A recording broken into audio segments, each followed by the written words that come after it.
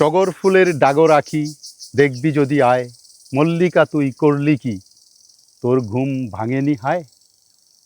চমৎকার এই যে শ্বেতশুভ্র ফুলটি আন্ডারগ্রোথে ফুটে থাকে, দেখতে দেখেন কি চমৎকার একটা ফুল।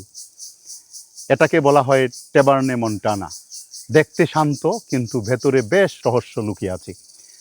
প্রথম অবাক করা বিষয় হলো এই সাদা ফুলটা রাতেও তার সৌন্দর্য ধরে রাখতে পারে।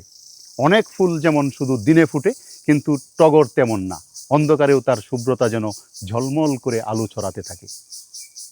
আরও মজার ব্যাপার হলো এই টগর ফুলের কাণ্ড পাতা ছিঁড়ে দিলে দুধের মতো সাদা ল্যাটেক্স পাওয়া যায়।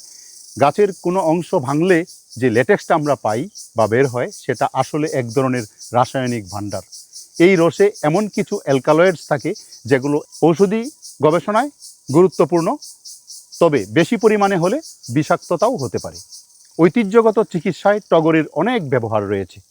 পাতা ও ফুল দিয়ে কখনো কখনো ক্ষত বা ত্বকের সমস্যায় প্রয়োগ করা হয়।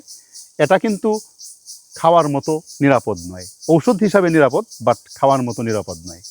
পাতা বা ফুলের নির্যাস লোকজ চিকিৎসায় ব্যথা ফোলা কমাতে সাহায্য করে। এতে থাকা অ্যালকালয়েড প্রদাহ কমাতে সাহায্য করে। পাতা বেটে ক্ষতের উপর প্রলেপ দিলে ক্ষত শুকিয়ে যায়। এতে জীবাণুনাশক বৈশিষ্ট্য আছে বলে ধারণা করা হয়।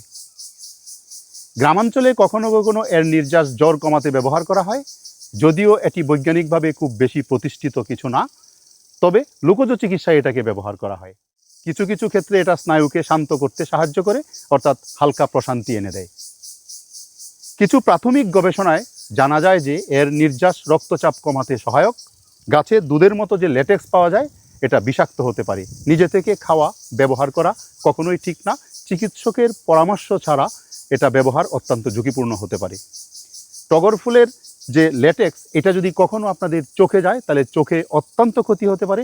সুতরাং যখনই এর সৌন্দর্য উপভোগ করতে যাবেন, এর কাছে যাবেন, একটু খেয়াল রাখবেন যেন এর ল্যাটেক্স কখনো চোখে না যায়।